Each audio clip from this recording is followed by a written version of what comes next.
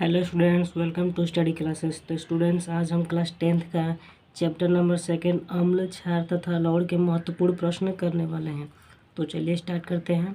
तो पहला क्वेश्चन क्या है, सोडियम बाइकार्बोनेट का उपयोग लिखिए। तो ठीक, इसका आंसर क्या होगा, चलिए देखते हैं। तो इसका आंसर होगा, यह कोल्ड ड्रिंक में, सोडा वाटर में और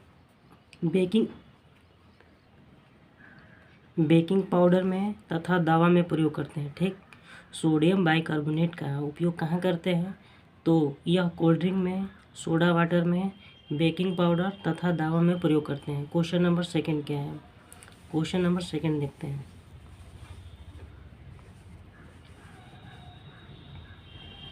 क्वेश्चन नंबर 2, क्या होता है जब बूझा चूना क्लोरीन से अभिक्रिया करता है। ठीक, तो क्या होता है, तो देखिए, बूझा हुआ चूना का सूत्र क्या होता है, तो CaOH का ट्वाइस। ठीक, जब इसमें हम क्लोरीन गैस को अभिक्रिया कराएंगे, क्लोरीन से अभिक्रिया कराएंगे, तो क्या बनता है हमारा CaOCl2 बनता है। तो ये हमारा क्या बनता है, तो ब्लीचिंग पाउडर बनता है। क्या, ब्लीचिंग पाउडर।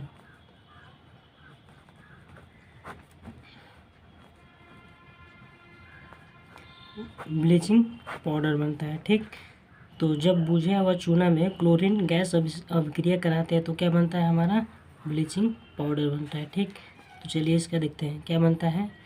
क्या होता है जब बूझा चूना में क्लोरीन से अभिक्रिया कराते हैं, इसका उत्तर हो जाएगा ब्लीचिंग पाउडर बनता है।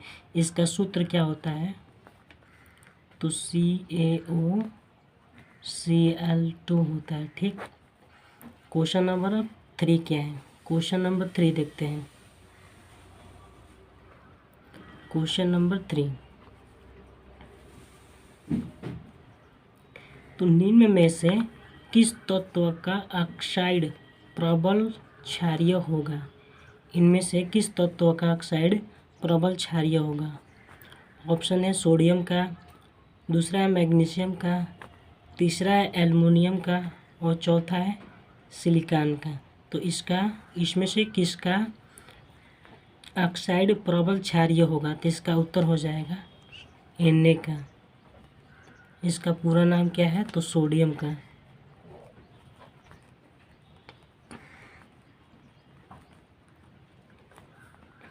किसका हो जाएगा, तो सोडियम का। क्वेश्चन नंबर 4 देखते हैं। क्वेश्चन नंबर 4 क्या है, ठीक, क्वेश्चन नंबर 4,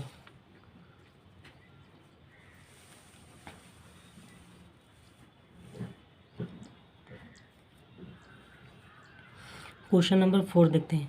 तो कठोर जल को मृदु करने के लिए किस सोडियम यौगिक का उपयोग किया जाता है, तो इसका आंसर हो जाएगा सोडियम कार्बोनेट। किसका, सोडियम कार्बोनेट का हम प्रयोग करते हैं। ठीक, इसका सूत्र होता है Na2CO3। ठीक, क्वेश्चन नंबर 5 देखते हैं क्या है। क्वेश्चन नंबर 5, उस पदार्थ का नाम बताइए, ठीक, जो क्लोरीन से क्रिया करके विरंजक चूर्ण बनाता है। तो उस पदार्थ का नाम बताना है। तो इसका शुष्क बूझा हुआ चूना, इसका सूत्र क्या हो जाएगा, CaOH का ट्वाइस। ठीक, क्वेश्चन नंबर 6 क्या है, तो दो प्रबल क्षारकों के नाम बताइए। तो दो प्रबल क्षारकों के नाम बताइए। तो दो प्रबल क्षारकों के नाम क्या हो जाएगा, पहला तो हो जाएगा NaOH सोडियम हाइड्रोक्साइड। इसका नाम क्या है, सोडियम हाइड्रोक्साइड।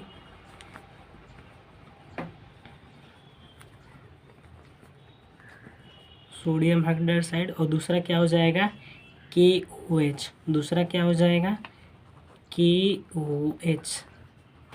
तो इसका नाम क्या है, तो पोटेशियम हाइड्रोक्साइड। Potassium hydroxide.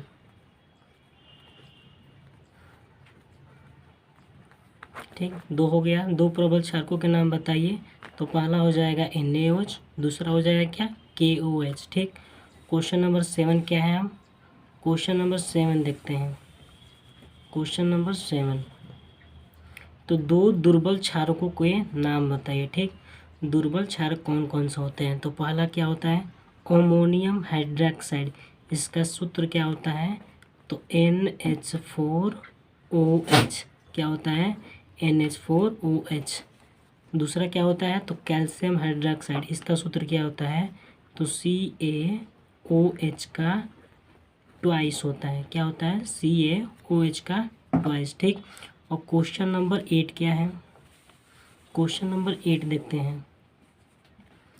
तो मिल्क ऑफ मैग्नीशियम क्या है, क्या मिल्क ऑफ मैग्नीशियम क्या है। तो इसका उत्तर देखते हैं हम। तो यह एक दुर्बल क्षारक है। कैसा क्षारक है, तो जो मिल्क ऑफ मैग्नीशियम है वो कैसा क्षारक है, तो दुर्बल क्षारक है। ठीक, जिसका रासायनिक नाम क्या होता है, मैग्नीशियम हाइड्रोक्साइड होता है। ठीक, जिसका रासायनिक नाम क्या होता है, मैग्नीशियम हाइड्रोक्साइड होता है। ठीक, क्वेश्चन नंबर हम 9 देखते हैं क्या है, क्वेश्चन नंबर 9। ठीक, क्वेश्चन नंबर 9। ठीक,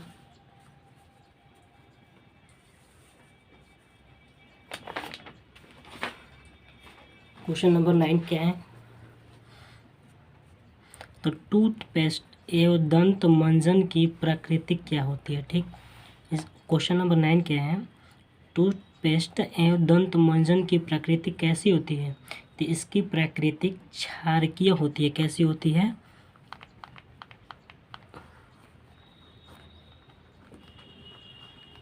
इसकी प्राकृतिक कैसी होती है, तो क्षारकीय होती है। कैसी, क्षारकीय होती है।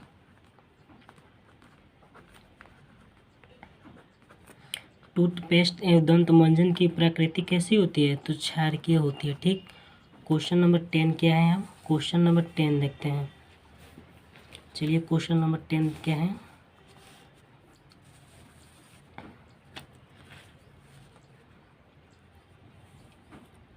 क्वेश्चन नंबर 10 क्या है, एक पदार्थ जिसे 373 केल्विन पर जिप्सम को गर्म करने पर प्राप्त होता है। ठीक, उस पदार्थ का नाम एवं रासायनिक सूत्र लिखिए। तो उसका नाम क्या हो जाएगा,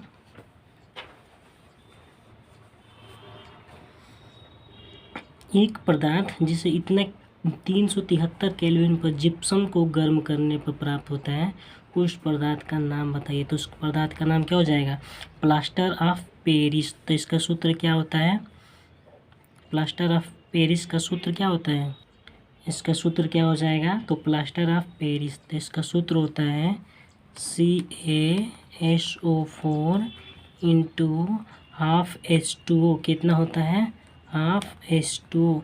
तो इसका पूरा नाम, ये इसका नाम क्या है, इसे क्या पढ़ेंगे हम, तो कैल्शियम, क्या पढ़ेंगे, calcium, calcium, calcium sulphate, calcium sulphate hemihydrate, hemihydrate पढ़ेंगे। ठीक, इसका पूरा नाम क्या पढ़ेंगे, तो कैल्शियम सल्फेट। देखिए ये क्या है, Ca से हो गया हमारा कैल्शियम, और ये SO4 से हमारा क्या हो जाएगा, सल्फेट। और ये हाफ को हम साइंस की भाषा में क्या बोलते हैं, हेमीहाइड्रेट। तो इसका पूरा नाम क्या हो जाएगा, कैल्शियम सल्फेट हेमीहाइड्रेट। ठीक, क्वेश्चन नंबर 11 क्या है, हम क्वेश्चन नंबर 11, तो अम्ल व धातु कार्बोनेट की अभिक्रिया से कौन सी गैस उत्सर्जित करती है। ठीक, अम्ल व धातु कार्बोनेट की अभिक्रिया से कौन सी गैस उत्सर्जित करती है। तो इसका उत्तर हो जाएगा CO2। इसका क्या उत्तर हो जाएगा, CO2 उत्सर्जित करती है। ठीक, इसका पूरा नाम क्या हो जाएगा, कार्बन डाइऑक्साइड, कार्बन डाइऑक्साइड। ठीक, गैस। कार्बन डाइऑक्साइड गैस उत्सर्जित करती है। ठीक, क्वेश्चन नंबर 12 क्या है? क्वेश्चन नंबर 12, ठीक, घोल की हाइड्रोजन आयन सांद्रता क्या होगी जब इसका पीएच मान कितना दिया है? 4 दिया है। तो इसका सूत्र क्या होता है? देखिए, हाइड्रोजन आयन बराबर क्या होता है? 10 के पावर माइनस पीएच मान होता है। तो हाइड्रोजन प्लस सांद्रता कितनी हो जाएगी? 10 के पावर पीएच मान कितना दिया है? 4, तो -4। इसका मात्रा क्या होता है? मोल प्रति लीटर, मोल प्रति लीटर हो जाए। ठीक, क्वेश्चन नंबर 13 क्या है? हम क्वेश्चन नंबर 13, किसी विलयन का पीएच मान 3 है तो इसमें उपस्थित हाइड्रोजन आयन सांद्रता क्या होगी? ठीक, तो सेम वैसे ही होगा।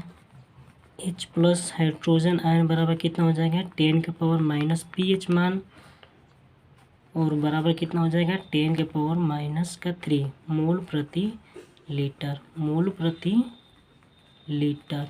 ठीक, हो गया है यहाँ तक।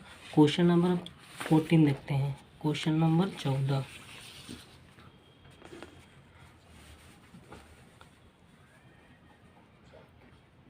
क्वेश्चन नंबर 14 क्या है? पीतल व तांबे के बर्तन में दही व खट्टे पदार्थ हम क्यों नहीं रखने चाहिए? ठीक, तो चलिए इसका उत्तर देखते हैं। दही व खट्टे पदार्थ की प्रकृति कैसी होती है? तो अम्लीय होती है। कैसी होती है? अम्लीय। दही व खट्टे पदार्थ की प्रकृति कैसी होती है? तो अम्लीय होती है। यदि इन पदार्थ को पीतल व तांबे के बर्तन में हम रखते हैं, ठीक, यदि इन पदार्थ को पीतल व तांबे के बर्तन में रखते हैं तो ये धातु से अभिक्रिया करके धात्विक लवण बनाते हैं। क्या बनाते हैं? ये धातु से अभिक्रिया करके धात्विक लवण बनाते हैं। ठीक, जिसके कारण भोजन क्या हो जाता है? दूषित हो जाता है, जिसके कारण भोजन दूषित हो जाता है। और अगर यदि कोई व्यक्ति इस दूषित भोजन को खाता है तो वह बीमार भी पड़ सकता है। क्या? वह बीमार पड़ सकता है। ठीक, इसलिए हम दही व खट्टे पदार्थ को हम पीतल के बर्तन में या तांबे के बर्तन में नहीं रखते हैं। ठीक, क्वेश्चन नंबर 15 क्या है? तो जल का आयनिक गुणनफल क्या है? स्पष्ट कीजिए। ठीक,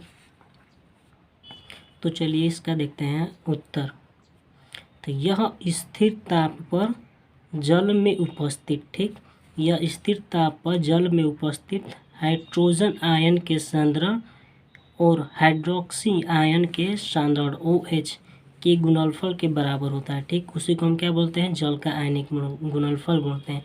इसे KW से लिखते हैं या प्रदर्शित करते हैं। तो ये देखिए इसका क्या होता है? KW बराबर जल का आयनिक गुणनफल बराबर हाइड्रोजन आयन की सांद्रता और हाइड्रोक्सी आयन की सांद्रता के गुणनफल के क्या होता है? बराबर होता है जल का आयनिक गुणनफल। ठीक, ये लिखा है स्थिर ताप पर जल में उपस्थित हाइड्रोजन आयन की सांद्रता और हाइड्रोक्साइड आयन की सांद्रता के गुणनफल के बराबर होता है। इसे KW से लिखते हैं। ठीक, और 25 डिग्री सेंटीग्रेड पर जल का आयनिक गुणनफल कितना होता है? तो 1 गुणे 10 के पावर माइनस का 14 होता है। कितना होता है? 1 गुणे 10 के पावर माइनस का 14 होता है। ठीक, क्वेश्चन नंबर हम नेक्स्ट देखते हैं क्या है? 16। क्वेश्चन नंबर 16 क्या है? चलिए देखते हैं। क्वेश्चन नंबर 16, जब सोडियम हाइड्रोक्साइड विलयन में आधिक्य में जब क्षारक मिलाते हैं तो हाइड्रोक्साइड OH की सांद्रता कैसे प्रभावित होती है? ठीक, तो इसका उत्तर होगा जब सोडियम हाइड्रोक्साइड के विलयन में, ठीक, जब सोडियम हाइड्रोक्साइड के विलयन में हम आधिक्य में जब क्षारक मिलाते हैं तो हाइड्रोक्साइड आयनों की सांद्रता क्या हो जाती है? बढ़ जाती है। क्या हो जाती है? बढ़ जाती है। ठीक, जब सोडियम हाइड्रोक्साइड विलयन में आधिक्य में जब क्षारक मिलाते हैं तो सोडियम आयनों की सांद्रता बढ़ जाती है। ठीक, क्योंकि सोडियम हाइड्रोक्साइड भी क्या है? एक क्षारक है। क्या? क्योंकि सोडियम हाइड्रोक्साइड भी क्या है, एक क्षारक है तथा दो क्षारकों को मिलने से OH आयनों की सांद्रता क्या हो जाती है, बढ़ जाती है। ठीक, फिर से एक बार देखते हैं। जब सोडियम हाइड्रोक्साइड विलयन में अधिक में जब क्षारक मिलाते हैं तो हाइड्रोक्साइड आयनों की सांद्रता बढ़ जाती है। क्यों बढ़ जाती है? क्योंकि ये सोडियम हाइड्रोक्साइड भी क्या है, एक क्षारक है और दो क्षारकों को मिलने से OH आयनों की सांद्रता तक क्या हो जाती है, बढ़ जाती है। ठीक, अब हमारा क्वेश्चन नंबर नेक्स्ट क्या है, क्वेश्चन नंबर 17 क्या है, तो आशुद्ध जल विद्युत का चालक नहीं होता है जबकि वर्षा का जल होता है, ऐसा क्यों होता है? ठीक, तो इसका उत्तर हो जाएगा क्योंकि आश्रित जल में कोई आयन उपस्थित नहीं होता है। ठीक, क्योंकि आश्रित जल में कोई आयन उपस्थित नहीं होता है, जबकि वर्षा के जल में वायुमंडल में उपस्थित अशुद्धियाँ जैसे CO2, SO2, NO2 आदि के घुलने के कारण मुक्त आयन उपस्थित होते हैं। ठीक, क्वेश्चन हमारे यहाँ तक खत्म हो गया। एक बार और देखते हैं। आश्रित जल में विद्युत का चालक नहीं होता है जबकि वर्षा के जल में होता है। क्यों? तो क्योंकि आश्रित जल में कोई आयन उपस्थित नहीं होता है, जबकि वर्षा के जल में वायुमंडल में उपस्थित अशुद्धियाँ जैसे CO2, SO2, NO2 आदि के घुलने के कारण मुक्त आयन उपस्थित होते हैं। ठीक, क्वेश्चन हमारा समाप्त हो गया। अब कल हम पढ़ेंगे चैप्टर नंबर 3 धातु और अधातु। ठीक।